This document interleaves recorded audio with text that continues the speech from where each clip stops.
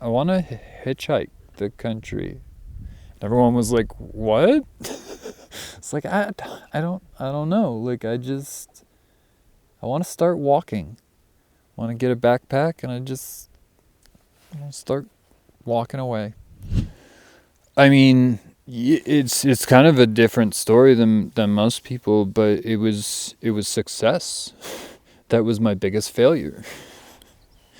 Like with fine art and everything, like I succeeded. I got really, really good. To me, it's God. He had to like cut some strings and make my life hard enough that I was like, fine, a tent in the woods, why not? Montague Eaton, Montague with an I, or like I'd like to say it, Monty with an I. Um, but yeah, from Worcester, Massachusetts originally, but kind of traveled my whole life as a kid, never stayed in one state more than 7 years. I didn't like it at first. I felt constantly unstable. Like there was nothing, we never had a house that was our own. There was nothing that like felt like home, felt like heritage, felt like grounding or something, that's permanent. And so I had a bit of a resentment for it. I also was very car sick as a kid. But then I learned eventually that was like a positive thing is I'm so intent on seeing the road in front of me that I don't even like being a passenger. That'll make me sick too. I love driving. And I wasn't always good at it, but it's something that I focus on, and like just watching the scenery from that position, being in control of watching scenery pass and going where you want to, or what seems beautiful, not needing to go on a specific route, especially, if you have a 4x4, then you just find a place that you can figure out and you figure it out, you know? I talked about not having a stable home, and part of that is true, part of it is not, but then became true. So we had a place in New Hampshire. There was amazing Victorian farmhouse, 8 bedroom, just gorgeous house with a huge barn, a huge chicken house, and then 15 acres behind it, mostly woods. And then behind that was state land. So I got to, both to avoid my family at times, I would go out into the woods for like 8, sometimes 10 hours a day. And as long as I had a reason to be out there, my family would view that as homeschooling. So I would forage for berries so they could make pies, or I'd go out. We watched our cousin's dog for a couple months, and that was the first time that I saw bears, black bears, as like a 10-year-old, just out with the dog in the woods. And like I would get canes to carve, like sticks that I would carve into canes, because I did all types of wood carving and building and stuff with my grandfather at the time. But the biggest thing that I've kind of called back to in this life that I'm living now that I did when I was 10 to 15 was, so completely on my own, I tapped maple trees and I cooked maple syrup. And like it's a fairly tedious, laborious thing, but I loved it because it would get me away from the family. But it was also a reason to get lost in nature that I wouldn't have done otherwise. So in the fall, and the foliage is amazing in New Hampshire, you look for a specific color in your sugar maples. And so that's how you identify a sugar maple, but it's also how you identify a good sugar maple. So then in the fall, you have to go and mark your trees. And I was up to like 30, 40, and some of them massive trees that I could get like 5 buckets off of.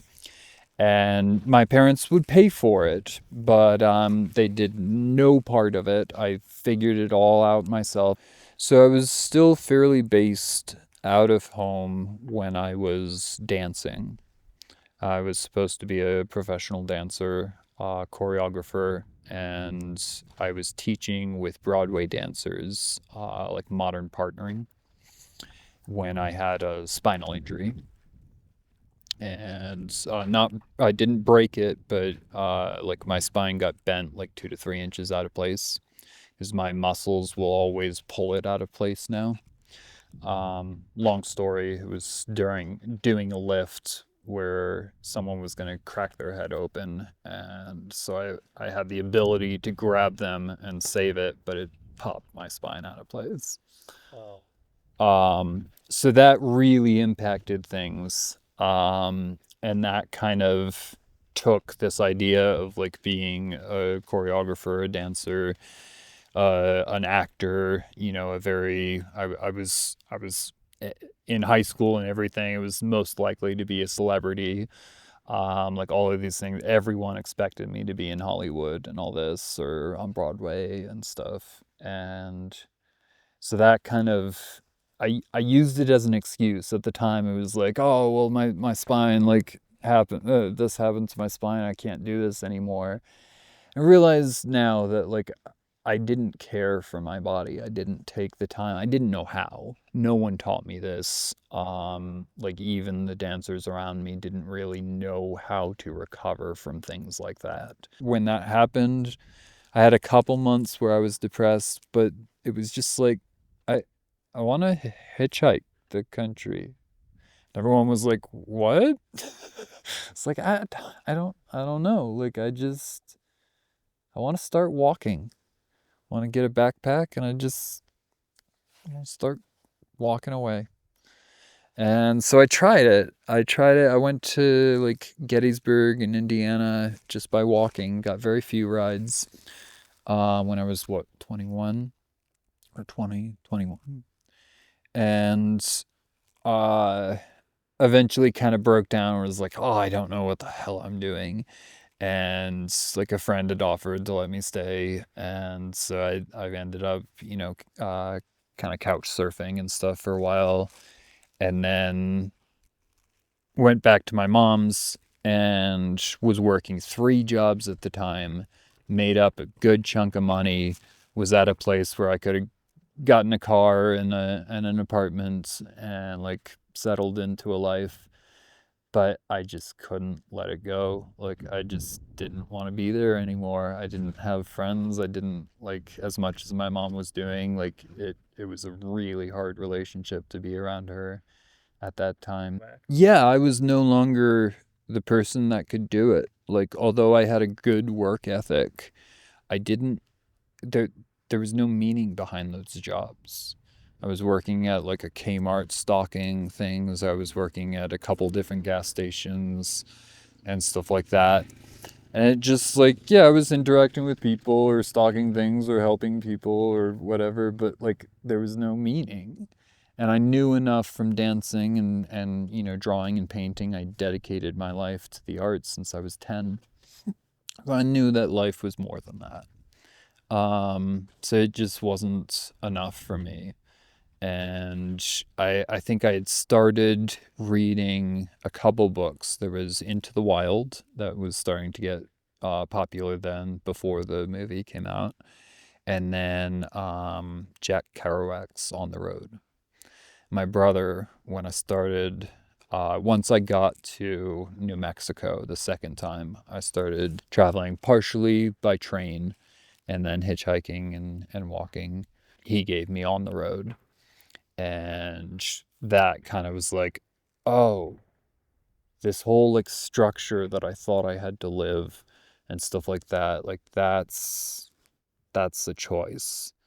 There's things that you can do that no one says that you can do it, but you can. So I had a 50 to 60 pound backpack with a spinal injury. And right before then, I actually broke a rib too on a bicycle accident. So I was extremely injured. mhm. Um, which both like taught me a resilience. Mhm. It taught me that I could get through things. Like if no one was around, didn't matter how I did it. As long as I could do it eventually or find a way to make it work, like I wasn't embarrassed of what it looked like being having a spinal injury.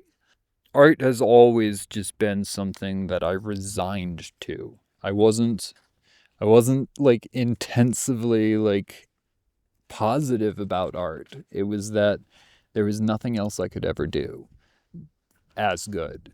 And my family wasn't like supportive of me doing it as a career, which I took as a negative thing. But now I realize, being autistic, I have aphasia, I think it's called, where you really have a hard time differentiating faces. So if someone has a different haircut or if they're wearing different clothes or stuff like that, it can just be like, oh, I don't know who you are anymore. And so being a portrait artist, which is what I've dedicated most of my life to, as an autistic person with aphasia, it makes complete sense that my family would say you're not good enough to make it as that kind of an artist because I wasn't. I couldn't differentiate if like I draw eyes like one too big, one too small, and wouldn't know the difference. Or I could make eventually I could make it look like a person, but then it wouldn't look exactly like you because I couldn't really tell the difference. To me, it would look like you, and other people would see it and like that's not how he looks. So once again, I was resigned to art. It wasn't my choice. It was I can't do anything else. And but then I found, power in it and I went from a not really good artist, like not really good at all. Like I had some things, like I had learned to do pretty good portraiture and could make people look like who they were, but I had no ability with color or design or stuff like that. It just wasn't developed or allowed.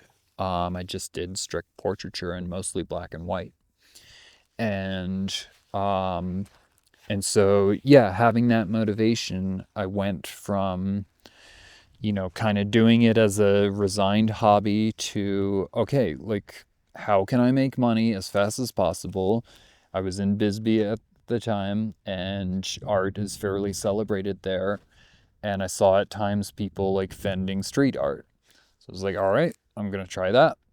Uh, and at first, yeah, it didn't work well, and so I had to like become a better artist. And then I played off of people and I learned what they wanted, but then I learned to let go of that to a degree as well, and then paint what I needed to paint, because that's actually what started selling better. It wasn't painting commissions, it was painting from my trauma, from my background, and trying to get through it, trying to find a way to be positive, to give something positive to the world with all the anger, all the pain. Well, I think it's both visual, it's like visual, but also mental, of like a process that your mind is going through, but it has to be a physical, like it has to be something with your hands as well. There's something about that. It's something about having your muscle memory so well placed that you're doing something, but like we said about driving, you're not really thinking about it because you're so good at it that a part of your brain is split off basically and is doing it on its own. It doesn't need the mental anguish part to do it anymore because it's so good at it. So then the mental anguish part can come out and express itself in any way it wants, right? So then you have that mental anguish, whatever it is about. What it is about not controlling it, like not stopping it, like allowing it to just sit there and now you're doing something. So you're physically doing something that benefits the world, hopefully, whatever it is. If it's photography, carving, painting, sewing, whatever it is, it's adding a bit of beauty, adding something to the world, right? So you're already automatically transmuting it. But then the hard part is that mental anguish. You just have to let it be. As you're doing this thing that makes the world a bit better, you just let yourself feel those things. And so it's both controlling and not controlling at the same time. Because if you're putting that into something, you're not putting that into someone, and so you're not hurting them. So you have control, but then you don't control what happens, and you let those emotions, that rage or stuff like that, come out. If you're feeling fucking rage, feel it, but don't hit someone in the face. Stitch something, sew something, carve something, paint something. It doesn't take much. It takes a little bit of self-discipline to get yourself to do that where you're not thinking about it, and then you are giving something back to the world. Yeah, so like living out of a tent and living like in nature 24/7, it just, as much as I wanted it, I couldn't fathom it. I couldn't will myself and say like, oh, that's a life that I want and I'm going to live that. I couldn't do it on my own. I wasn't strong enough. And so to me it's God. He had to like cut some strings and make my life hard enough that I was like, fine, a tent in the woods, why not? You know, it's like, I'm not gonna kill myself, but like, I just don't even with life anymore. It's just tent in the woods. I don't even need any of it anymore. And tent in the woods is fucking awesome. You know, it is like, it is something that's super sustainable, especially if you look at how it was done, which for thousands of years with canvas, with leather, with wool, with cotton, which is also canvas.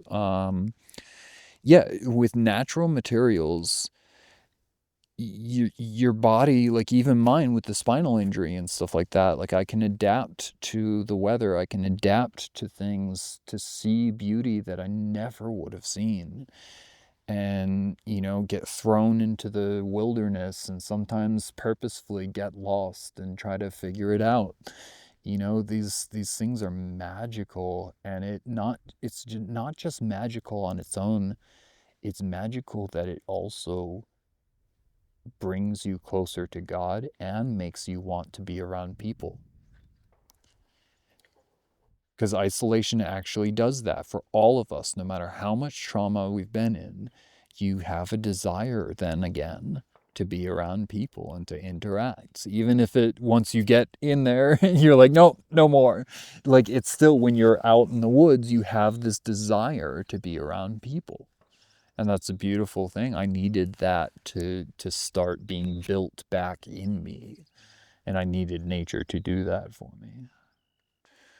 I mean, it's kind of a different story than most people, but it was success. That was my biggest failure.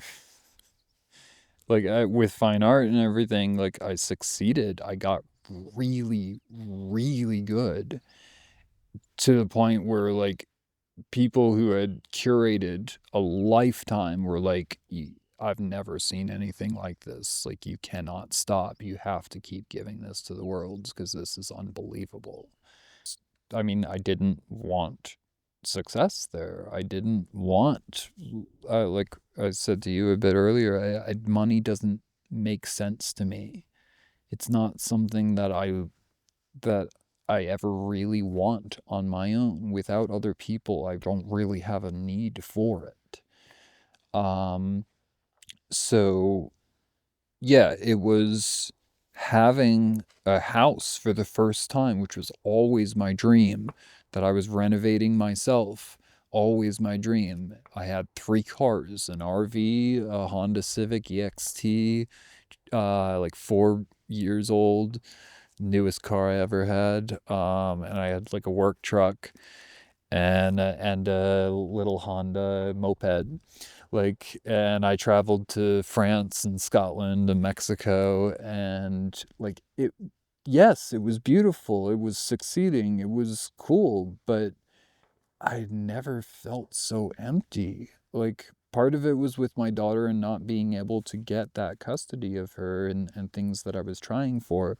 But a lot of it I had to separate and realize that it was just the things itself that meant nothing to me. I didn't have any reason to hold it. It felt like a lot more people in the world appreciated those things than I did. Like all these illusions of like owning and or not even illusions that people have, but illusions that I had specifically about what it meant to have freedom, independence, like my own house and things like that. I just didn't have it in that life that I had created for myself. And so at first I sold everything and let go of things, gave a lot of things to people around me that were, trying to improve their life. And that felt good, but I went out in my RV and I had no purpose. It was just like it's just like eating bland chicken every day, you know? It was just like it can sustain you, but like, because it was cool. I was seeing cool things and I was traveling, but there was just nothing there. One thing that I would say that some people disagree with is ease.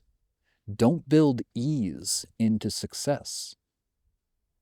You're not supposed to have an easy life. You don't like an easy life. Humans can't live in an easy life. We will be more upset in an easy life than in a hard life. It's so weird, but it's so true. I made my life harder. I have to deal with nature all the time. Like this last week, 105 degrees out here. It's rough sometimes, in winters and everything. I'm happier. I'm genuinely happier because I'm putting in the work and I can see it every day.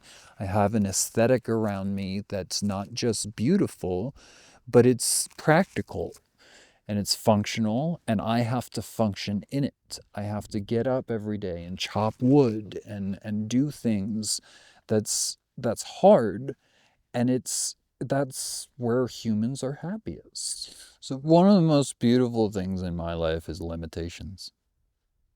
I wouldn't be nearly as creative a person if it wasn't for limitations.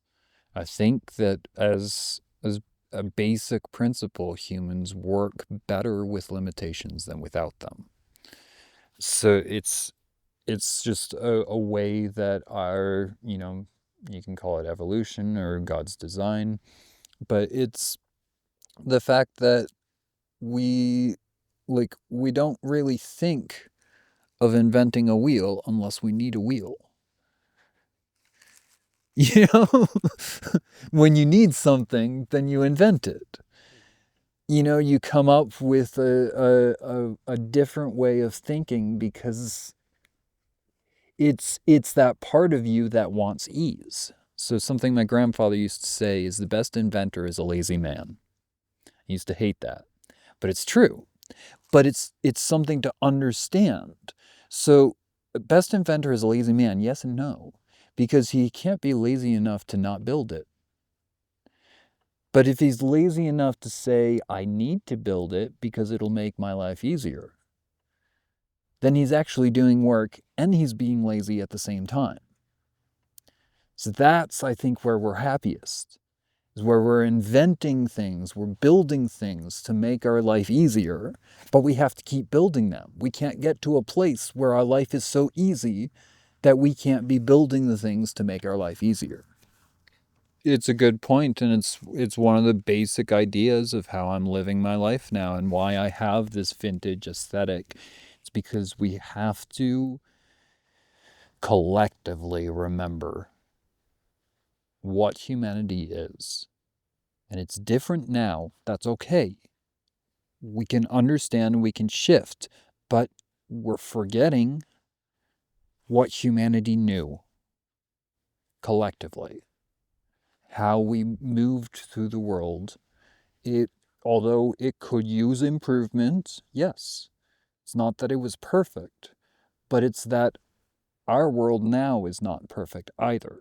So there has to be an in between where we're understanding that some of this can benefit us in technology, and some of it we can't forget what mamas told their kids, what dads told their kids and grandkids, and all this stuff for thousands and thousands and thousands of years. Like a basic thing is like we don't know that salt is essential to eat every day. It's like that's something that living this life, you have a block of salt. It's absolutely that's life. You have to eat salt because it's the minerals and retention of water. It's not enough to drink water. You have to have the salt that retains it, and a good salt too. So like just basic things that we knew as a society for generations and generations and generations that we've forgotten because now we have IVs. So now we go into a hospital and you're having a problem and you're dehydrated, they immediately stick you with an IV. What is that? It's a saline solution. It's salt. That's all it is. It's salt. So if you keep up with your salt, you won't need the IV. But they don't tell you that. And like you can say what you want about, oh, they don't want you to know. Well, we're not choosing to know. We're choosing to not tell our kids these things. We're choosing to let go of it because, oh, we know better now. We should all have the choice to evaluate, okay, this is how it was done, this is how it is done now. Do you want to do it that way or this way? Or do you want to invent ways that listen to both of them? And that's probably what should be done is now that we have all this technology, all this AI, all this polyester, all these things that, yes, they do have benefits.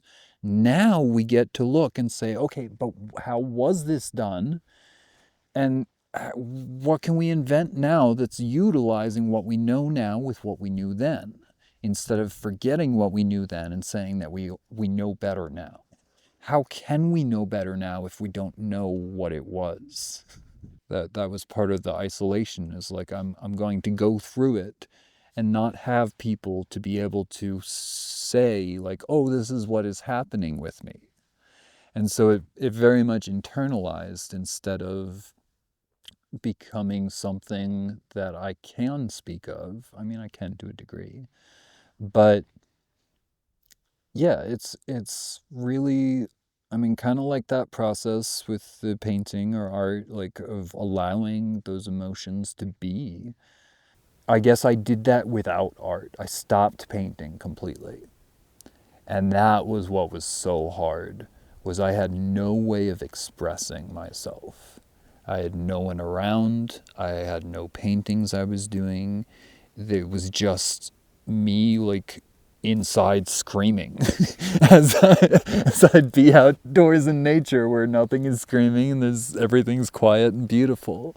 It's just me screaming internally. That's a lot of what it looked like. And it was just like, let it happen.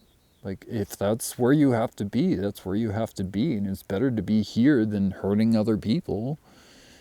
And so a lot of it, like, yeah, it just kind of passed. It's crazy that it was 2.5 years of like being by myself for the most part. A little bit not. I did date a girl for a little while there, but I was still like always in nature. Um, but yeah, it just kind of happened. And I was so depressed and dealing with things that, it was kind of like a fog. But I got better at certain things. Like I learned things about tents that wouldn't, deal with weather or stuff like that, but or worse than others. So I was learning a lot of skills. But then it wasn't until like I had 2 or 3 times where it's like I woke up, but it was like incrementally. And I'd say like 3 months ago was the big one where it You say was woke up. You mean like consciously? Like yeah, yeah, but it was like 3 steps within like a year of like I just started being able to function a little bit better, and like maybe I would draw a little more, like not paint, but I was just expressing a little more. I'd write, or like I'd stitch things that needed repair. Like I wasn't really doing art, but I was just doing more. I was getting up. I was functioning a little bit better. And then yeah, 3 months ago, 3 months ago, I guess, it was just like, I don't know, it just hit me. It was like, and now you paint. It's like, really? And so I did a painting within like 12 hours, just focused on it intensively. And it's not like the fine art, but I've already sold it. It was really good. And yeah, did another painting. It was like, this is good, but I'm a different person now. And so like I was doing more of the stitching, and like I customized my hat. And it wasn't until going to that gathering that, yeah, you speak of God, like it was a discussion with God that he wanted me to be social and I didn't. I didn't think I was ready, but he knew I was.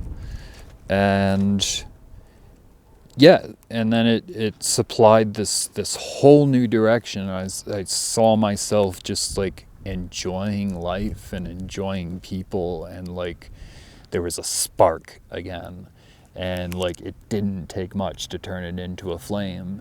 That like it's not like it was, but like it's almost better because it's truer. And so like it's still like cultivating that little flame, and trying to make it grow, but it's going on its own pretty well. And like yeah, like personalizing hats and stitching and just doing these tactile things, especially in a vintage aesthetic, it makes me feel like I'm living the movie that I was acting when I was an actor.